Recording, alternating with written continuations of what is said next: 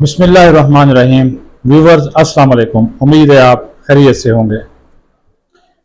ले जी, कोरम टूटने की जो रवायत है वो टूट नहीं सकी, यानी कि कोरम मुसलसल टूटता जा रहा है।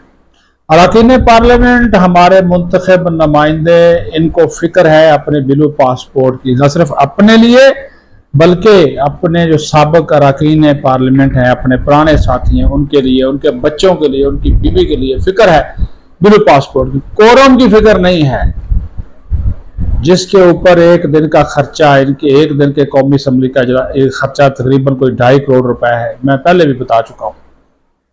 और अक्सरियत होने के बावजूद हुकूमत अक्सरियत होने के बावजूद कोरम पूरा करने में नाकाम है। वज़ीर आज़म साहब तशरीफ लाते ही नहीं, 5 से 7% हाजिरी है वज़ीर आज़म की। और जब से ये तीसरा पार्लिमानी साल शुरू हुआ, एक बार भी नहीं आए, स्वाए जिस दिन सदर जरदारी ने खिताब किया पार्लियामेंट के मुश्तरका इजलास से 2 पार्लिमानी साल शुरू होने पर और मुकम्मल होने पर, तो उसके बाद वज़ीर आज़म साहब नहीं है। हाँ, इन्हीं तरमीम पास करानी है जनाब, जॉइंट सेशन होना है, कोई कानून बड़ा इंपॉर्टेंट और एमरजेंसी में पास कराना है, ठक करके आ जाएंगे। लेकिन वज़ीर आज़म साहब ही जब नहीं आते तो फिर अरकान भी नहीं आते। ये हाल है। दूसरा जो हम इशू डिस्कस करेंगे, खुदा का खौफ करें, तो ये जो ISCO वाले हैं, ये बिजली तकसीम कार कंपनीज हैं, अवैस लगारी साहब, तमगा तो आपने ले लिया, अवार्ड तो ले लिया, अवाम के हाल पर रहम करें, आपके आगे हाथ जोड़ते हैं। ये एक बिल है, मेरे सामने पड़ा है, हमारे सीनियर सहाफ़ी सनाउल्लाह साहब ने इसको अपने ट्विटर पे पेस्ट भी किया है, लगाया भी है, आप उस पर भी दे सकते हैं। 2 यूनिट बिजली इस्तेमाल की है एक सारफ ने, 2 यूनिट, और उसको पता कितना बिल भेजा है? 2877 रुपए। वाह वाह वाह वाह, सदके वारी अवैस लगारी साहब, सलूट। अवाम का बेड़ा गर्क करने पर, अवाम का धुआं निकालने पर, इस गर्मी में अवाम को मजीद तड़पाने पर, ये ISCO वालों, बिजली के हमारे साथी हैं राजा आतिफ साहब, उनका इलाका है, वो जो ये इधर वहां पे वो जाते नहीं है, ये जो ISCO की जो टीमें हैं, ट्रांसफार्मर खराब है जी, फलां बंदा आएगा, SDO फोन नहीं उठाता, SCB फोन नहीं उठाता, एक्शन भी नहीं उठाता, ठीक है जी, और जो नंबर दिए हुए हैं टल मटल कुछ भी नहीं है। ये तो हाल है, बंदा क्या करे। और बिल ओके जनाब के बिजली के इतने भारी भरकम बिल, धुआं निकल रहा है, ये शर्म आती है। 2 यूनिट बिजली का बिल 2877 रुपए, और इस 2877 में बिजली की 2 यूनिट की जो टोटल कीमत है वो है 69 रुपीज, और इस पे जनाब ने फिक्स चार्जर लगा दिए 2362, और उन फिक्स चार्जर के ऊपर GST लगा दिया 439। वाह वाह, सदके वारी अवैस लगारी साहब, फिर सलूट है। ये आप कर रहे हैं, ये ISCO वालों, तो इनको कोई पटा डालो, वो खुदा के लिए, और आवाम को जीने दो भाई, आवाम को सुकून का सांस लेने दो।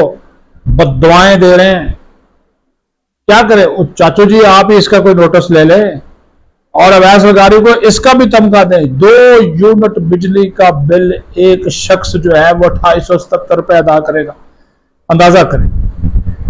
ये है सोना प्यारा पाकिस्तान, इसमें हम रहते हैं। फिर कहते हैं जी महंगाई में कमी हो रही है, ये गुर्बत में कमी कहाँ हो रही है? हर चीज बढ़ रही है, और हम तो इन बिजली के बिलों और फीसों के बिलों से बाहर नहीं आ रहे, ना हमें बाहर आने दिया जाता है, हमें तो इसी को मन के रियो में डाल के रखा हुआ है। और खुदा के लिए ये जो आप तमगे ले रहे हैं ना, इन तमगों की बजाय अवाम की दुआएं लें, ना कि बद्दुआएं लें। अवैस लगारी साहब को मेहरबानी करें और इसका उपाय करें। ये पड़ा हुआ है, देख लें, ट्विटर पे पड़ा हुआ है, सनाउल्लाह साहब ने रखा हुआ है, इस बिल को चेक कर लें। अगर गलत है तो इसको सही करें, और अगर इसको सही है तो फिर भी इसको सही करें। ये कौन सा जनाब, ये नया ड्रामा है फिक्स चार्जेस का, और फिक्स चार्जेस के ऊपर फिर GST डाल दिया।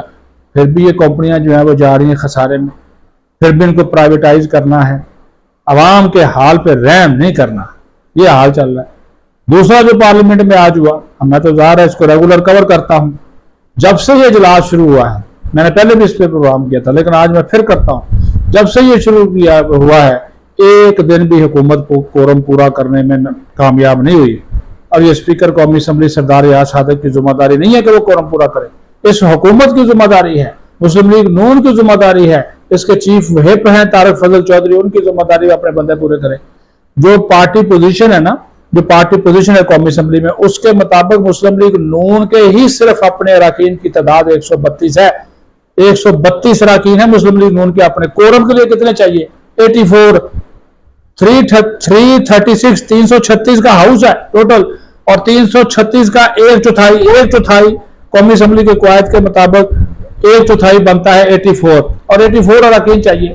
132 अरकान नून लीग के हैं और सिर्फ 84 चाहिए नून लीग, वो 84 अरकान जो है वो पूरे नहीं कर पा रही। अब आप ये अंदाजा करें।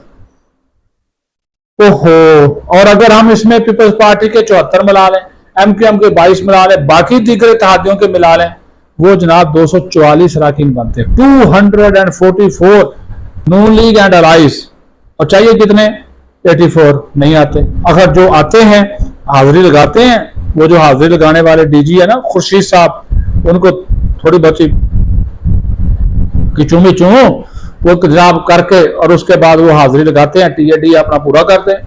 7,000 8,000 रुपया पक्का है एक दिन का, तनख्वाह के अलावा। तनख्वाह 5,20,000 एक एमएनए की है, ठीक है, टीएडी अलग है, तो कहां पे? और कौमी असम्बली का एक दिन पड़ता है इस हुकूमत को तकरीबन कोई 2.5 करोड़ का, 2 करोड़ 40 लाख रुपया एक दिन का। बिजली का बिल, गैस का बिल है, अरकान की तनख्वाहें, स्टाफ की तनख्वाहें, गाड़ियों का पेट्रोल, सारा कुछ, डीए, फोन शोन सब, 2.5 करोड़ एक दिन का खर्चा। और कार्रवाई कुछ नहीं। आज 63 नुकाती एजेंडा था, 63 पॉइंट प्राइवेट मेंबर्स डे था। आप प्राइवेट मेंबर्स के अपने बिल थे, और प्राइवेट मेंबर्स के अपने बिल होने के बावजूद जिनके बिल से वो भी नहीं आए। अब आप ये अंदाजा करें, ये हाल है, वो भी नहीं आया। और 63 नुकाती एजेंडे में से किसी एक नुक्ते के ऊपर भी बात नहीं हो सकी, क्योंकि कोरम पॉइंट आउट हो गया।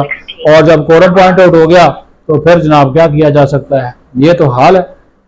तो जनाब आला कोरम टूटा, रवायत बन गई कोरम टूटना, और एक और रिकॉर्ड कायम कर दिया इन्होंने। पीटीआई के 3.5 साल में इतनी मरतबा कोरम नहीं टूटा। पीटीआई के जो 3.5 साल थे ना, उनके दौर में इतनी मरतबा कोरम नहीं टूटा जितनी मरतबा इस हुकूमत के 2 सालों में या 2-2.25 सालों में टूट गया। वज़ीर आज़म साहब इसका नोटिस लें और आप खुद भी तशरीफ लाएं, ऐवान में तशरीफ लाएं, आपकी मेहरबानी होगी, आप तशरीफ लाएं। लेकिन हमारे अरकान को फिक्र पड़ी है कि हमारे ब्लू पासपोर्ट बनाए जाएं।